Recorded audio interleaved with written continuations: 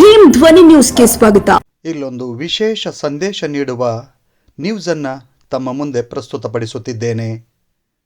ಆರತಿ ತಟ್ಟೆಗೆ ದುಡ್ಡು ಬೇಡ, ಬಡವರಿಗೆ ಸಹಾಯ ಮಾಡಿ. ಸಚಿವ ವಿಜಯಾನಂದ ಕಾಶ್ಯಪ್ನವರ ಪುತ್ರಿ ಸಕ್ಷಮಾ ಕಾಶ್ಯಪ್ನವರ ಮನವಿ.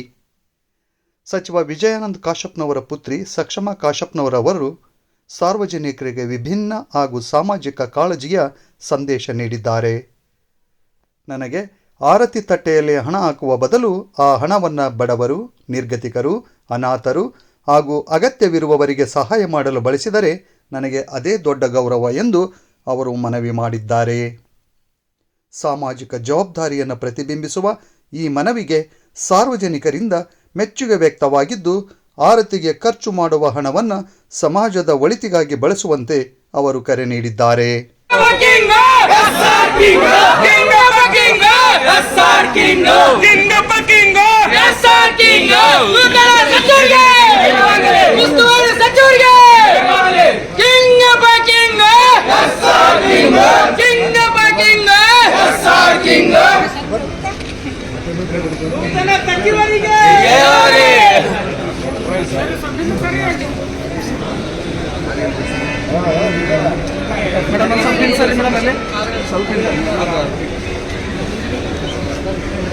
ಮೇಡಮ್ ಸ್ವಲ್ಪ ಪ್ಲೀಸ್